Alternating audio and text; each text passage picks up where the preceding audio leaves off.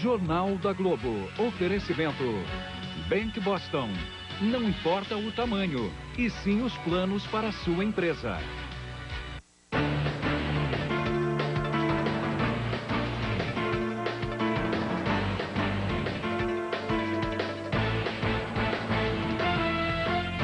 Boa noite. Boa noite.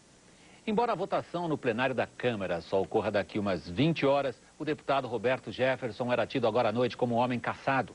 Embora o cheque que confirmaria o pagamento de propina ao presidente da Câmara não tivesse aparecido ainda, ele está prometido para quarta-feira, o mundo político em Brasília apostava agora à noite no fim da carreira de Severino Cavalcante. Espera-se que esta quarta-feira seja um dia dramático, decisivo e simbólico em todos os sentidos. É bem fina a linha que separa o sério do ridículo. O Jornal da Globo vai falar também de uma nova denúncia de uso de caixa 2 em campanha política e dos brasileiros que brilharam hoje no futebol europeu. E você vai ver muito mais na edição de hoje. A caminho da guilhotina, Jefferson fala em Brasília. Mas vou falar bem do presidente Lula nesse núcleo duro dele. A caminho da ONU, Lula fala na Guatemala. Todos que tiverem alguma dívida com a sociedade terão que ser investigados e terão que ser punidos. Histórias de um crime cruel. A polícia de São Paulo caça o segundo assassino da família de Decassegues. Histórias do sertão. Veja por que a cabeça de Santo Antônio está tão longe do corpo. E porque São Francisco está em crise de identidade. Parecia com São Pedro, outra hora parecia com São José.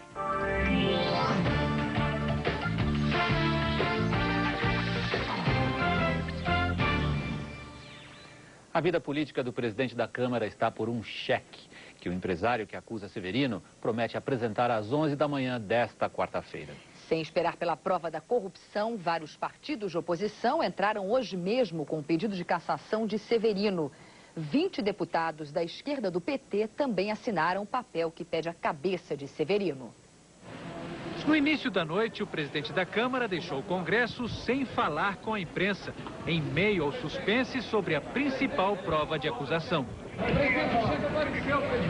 O advogado do empresário Sebastião Buani prometeu que amanhã o cliente dele vai apresentar a cópia do cheque que teria sido descontado por um funcionário do presidente da Câmara.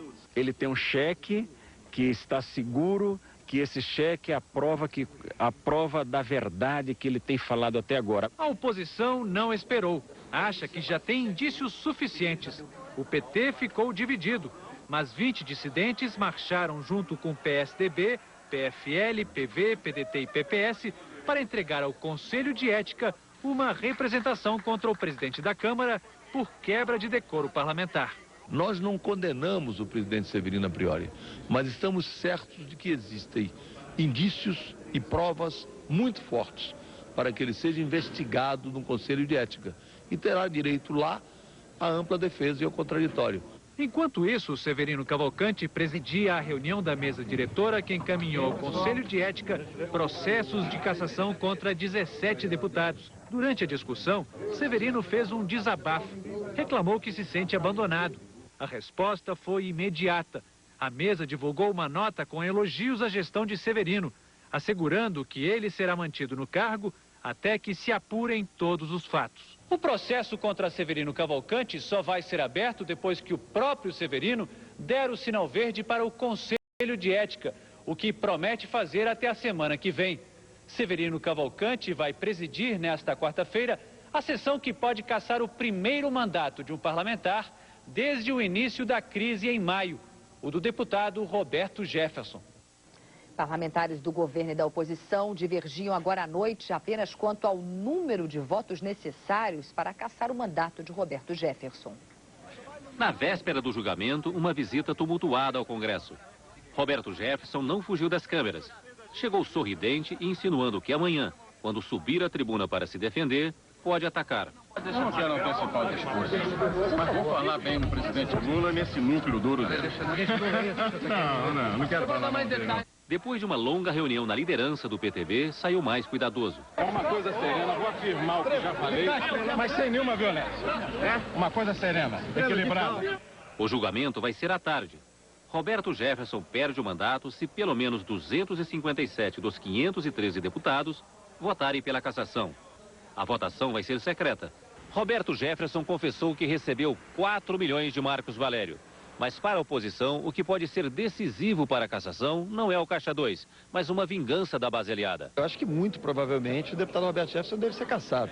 Afinal de contas, ele e suas declarações, de certa forma, desmontaram um esquema que envolvia figuras do governo e muitas figuras aqui no parlamento. E com a base do governo aqui, a maioria, muito provavelmente, nós amanhã devemos ter a cassação do deputado Roberto Jefferson. Franklin Martins, hoje aqui em São Paulo. Qual é a sua expectativa para amanhã, Franklin? Cristiano, tudo indica que Roberto Jefferson vai ser cassado. Pelo menos essa é a avaliação generalizada na Câmara. Alguns deputados do PTB, da boca para fora, dizem que confiam que na hora H, graças ao voto secreto, aconteça o milagre e Jefferson consiga escapar da degola. Mas os líderes e os parlamentares mais experientes não acreditam nessa hipótese. Eles garantem que não há a menor possibilidade que a Câmara venha a trombar com a opinião pública. Apesar do voto secreto, apostam que o destino de Jefferson está selado. O quórum deve ser alto na Câmara amanhã e, no mínimo, 300 deputados votarão pela cassação. Franklin, muita gente aposta que é no discurso de despedida, ou seja, depois da cassação, não no discurso de defesa, que o Jefferson possa fazer ainda mais estragos. Pode ser aquela história, uma vez homem-bomba, sempre homem-bomba. Mas a essa altura do campeonato é pouco provável que Jefferson ainda tenha muitas cartas na manga ou denúncias novas a fazer. Se tivesse, já teria usado esse trunfo para impedir que o processo de cassação chegasse ao plenário. Agora, como o Jefferson é um tremendo orador e não tem mais muita coisa a perder, sempre pode causar estrago ao governo. Por isso mesmo, a expectativa pelo discurso é grande.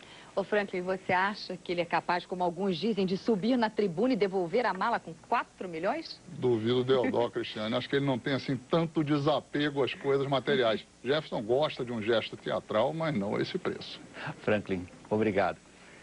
As várias CPIs preparam-se para passos decisivos. Nesta quarta-feira, depõe Luiz Guxiquem, um dos ex-homens de confiança do presidente Lula e que tomava conta das verbas de publicidade e influenciava os bilionários fundos de pensão das estatais. Deve ser anunciada também para terça-feira da semana que vem a vinda ao Congresso do doleiro Toninho da Barcelona, que diz ter informações sobre as movimentações de Caixa 2 do PT no exterior. Os depoimentos desta terça-feira se concentraram no Mensalão. Aparentemente calmo, José Genuíno tentou mostrar que pouco sabia das finanças do PT. Não teria ouvido falar de Caixa 2, nem de contas no exterior, muito menos dos empréstimos feitos pelas empresas de Marcos Valério para o partido que ele presidia. Disse que desconhecia o pagamento de mensalão aos aliados. A comissão não está propensa a aceitar o fato de que ele não era realmente um dirigente completo do PT. Genuíno passou por um constrangimento. O deputado Jair Bolsonaro chegou à CPI acompanhado do coronel reformado Lício Augusto Maciel, que prendeu Genuíno durante a guerrilha do Araguaia na década de 70. Os dois foram expulsos pelo presidente da CPI. Vamos falar ali fora no corredor, por favor. Já a CPI dos Correios ouviu a presidente do Banco Rural. Cátia Rabelo reconheceu que o Valério Duto, esquema montado por Marcos Valério para repassar dinheiro ao PT, despertou desconfiança na direção do banco. Quando nós vimos o que nós tínhamos em mão, nós ficamos em pânico. Cátia disse que teve 3 encontros com o ex-ministro José Dirceu, todos marcados por Marcos Valério. Segundo ela, não se falou de empréstimo para o PT. Sobre o empréstimo feito à ex-mulher de Dirceu para a compra de um apartamento, Cátia Rabelo disse que essa não era uma prática comum no banco. O depoimento de Cátia não convenceu alguns parlamentares. Eles acham que a presidente do banco não teria dito tudo o que sabe sobre o Valério Duto. Veja ainda nesta edição os gols da terça-feira. A polêmica do Santos Gigantes mobiliza o Ceará. E a seguir, nossos repórteres acompanham o presidente Lula a caminho da Assembleia da ONU em Nova York.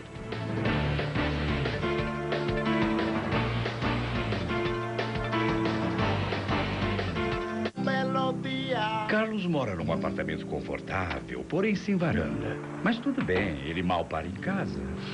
Vai para o trabalho sempre às 8 da manhã.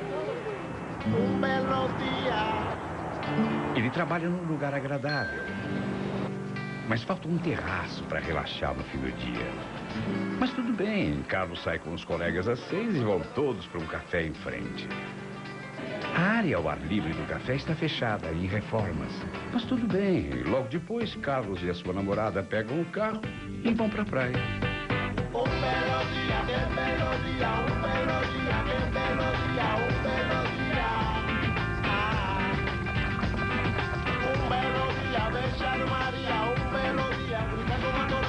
Ei, é hora de aproveitar o dia.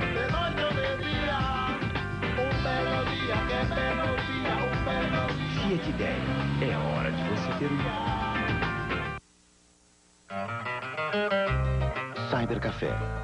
R$9 com cartão de débito Mastercard Maestro. Barra de cereais. R$2 no débito. Fone de ouvido. R$15 no débito. Manter velhos hábitos não tem preço. Agora o seu Rede Shop é Mastercard Maestro. Mais seguro que dinheiro. Melhor que cheque. Contra a celulite encrustada. Vichy cria Liposin, o primeiro anti-celulite desinfiltrante com adrenalise. Eficaz em 1 mês. Novo Liposin. Vichy, a saúde passa também pela pele.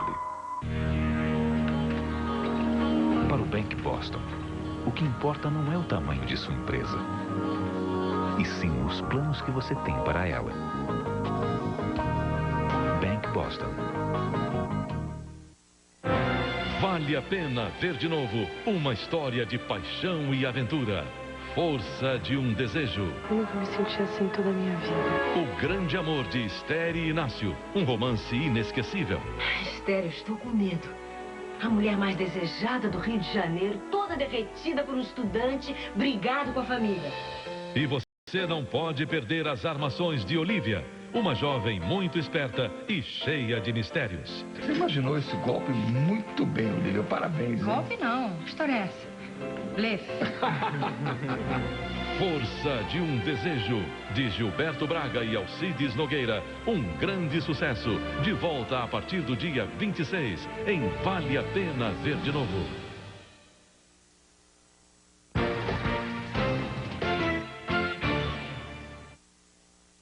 É forte no mercado financeiro a aposta numa queda da taxa básica de juros amanhã.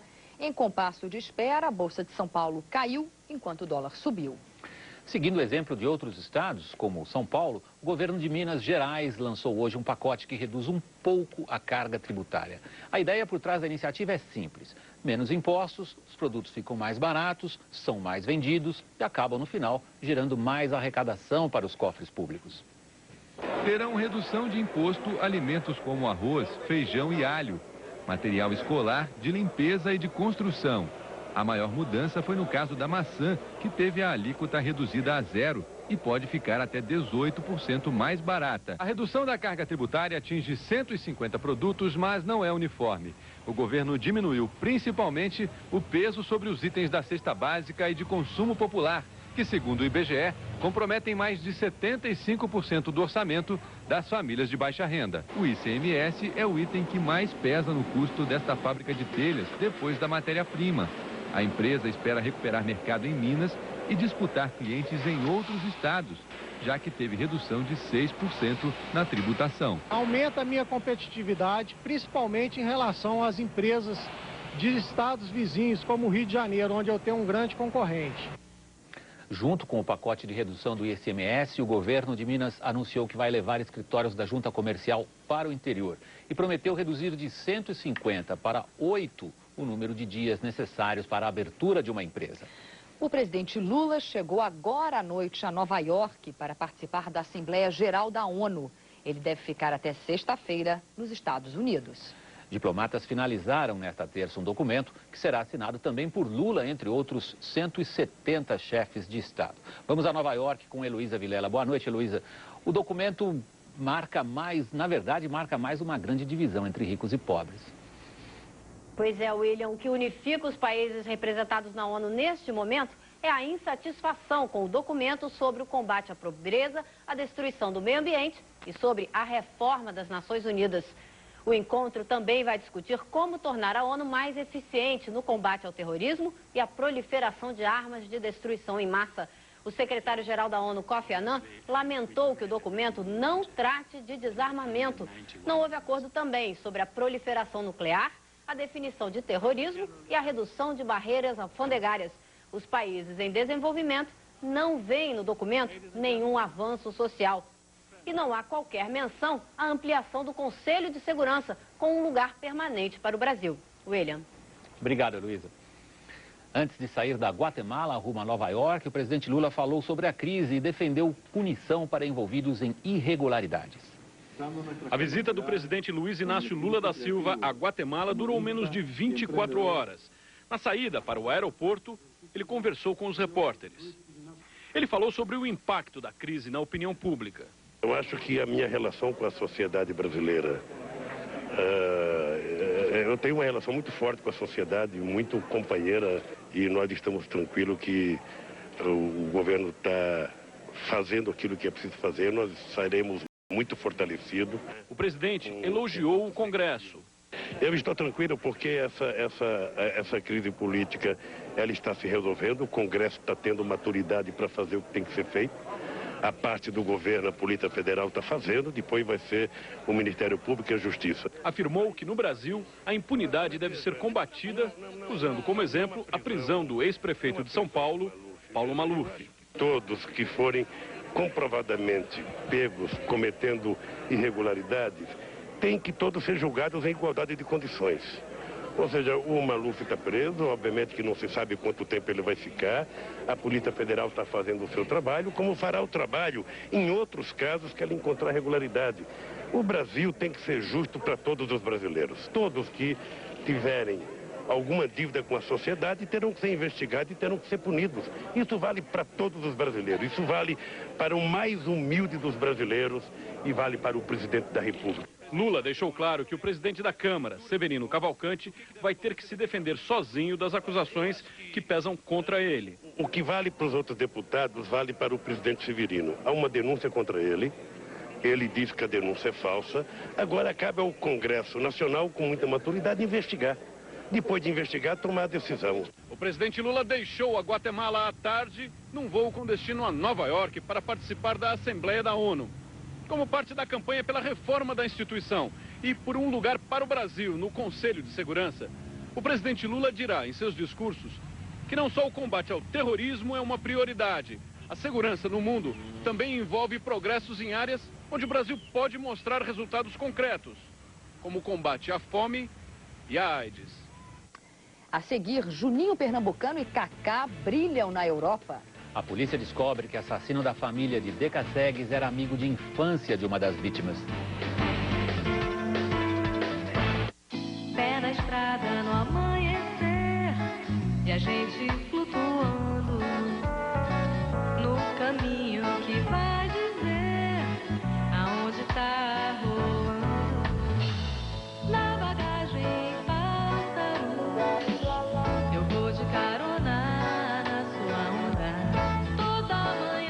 206 SW. Dirija sua vida. Diferente.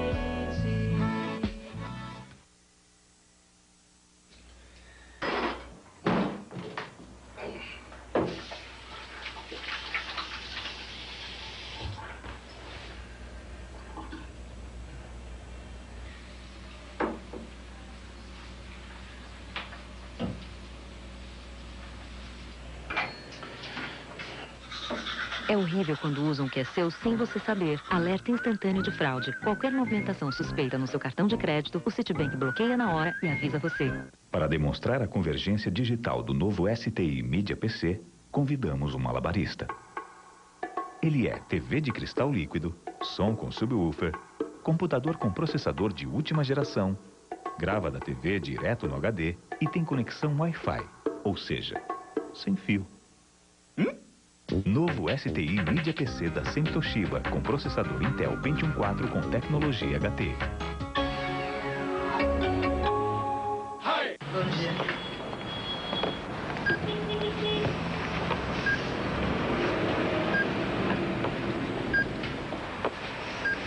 Agora é a hora. Agora é hora de usar o Serviço Eletron. Agora é a hora de usar Serviço Eletron e concorrer a R$50 mil. Participe. Cada compra a partir de R$15 é uma chance de ganhar. Serviço Eletron. Se você tem, por que não usa?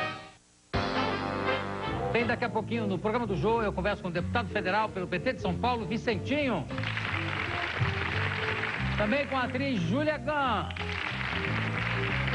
E um som maravilhoso da orquestra Spock Frevo Orquestra.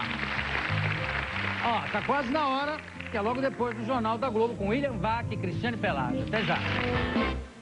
Oferecimento Maracugina. Com Maracugina você vai dormir gostoso e calminho.